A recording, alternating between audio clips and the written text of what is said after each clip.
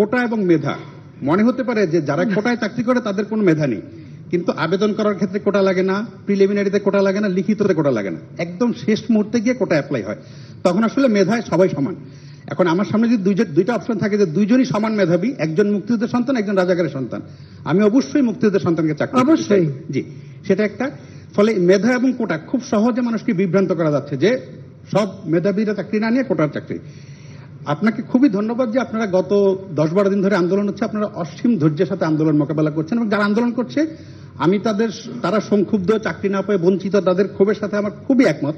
তাদেরকে পিছনে কি অন্য কেউ ইন্ধন জুগিয়ে, ভুল বুঝিয়ে, বিভ্রান্ত করে মুক্তিযুদ্ধের মুখোমুখি করার জন্য করছে কিনা, আমার আপনার কাছে আবেদন থাকবে যে আপনারা যে ধৈর্য দেখিয়ে যাচ্ছেন সেটা দেখিয়ে তাদের সাথে যদি কোনোভাবে তাদেরকে বুঝিয়ে শুনিয়ে, আগামী 7ই আগস্ট পর্যন্ত কিছু করার নেই, কারণ সেদিন আপিল বিভাগে শুনানি হবে, তারপর আপিল বিভাগের রায়ের পরে হয়তো নির্বাহী বিভাগ কি করবে না করবে, ততদিন অন্তত তারা যাতে বুঝতে পারে, সেটা আপনি যদি অনেক সংবেদনশীলতার সাথে যদি বিষয়টা বিবেচনা করেন তাহলে ভালো হয়।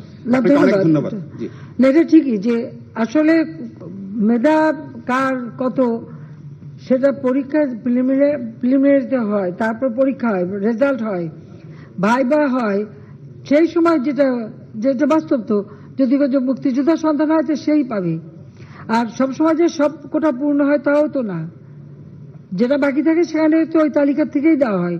এর মধ্যে অনেক চাকরি কিন্তু ওই তালিকা থেকে দেওয়া হচ্ছে এটা, এবং সেটাও একটা নির্দেশ আমি দিয়েছিলাম, কাজে এটা কিন্তু আছে।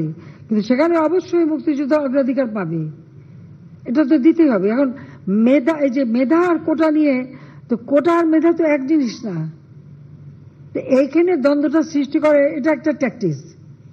তার মানে কি মুক্তিযোদ্ধা সন্তান নাতিপুতিরা কেউ মেধাবী না, যত রাজাকারের বাচ্চারা নাতিপুতি হলো মেধাবী, তাই না? কিন্তু এটা ভুলে গেলে চলবে না যে যাদেরকে মেধাবী না বলছে তাদের হাতে কিন্তু ওরা পরাজিত। যুদ্ধে কিন্তু মুক্তিযোদ্ধারাই জয়ী হয়েছিল, রাজাকাররা জয়ী হয় নাই, তারা পাকিস্তানিদের পদলেহন করেও পরাজিত হয়েছিল। এই কথাটা মনে রাখা উচিত যে তারা তো পরাজিত হয়েছিল, তো তাদের মেধাটা কোথায়?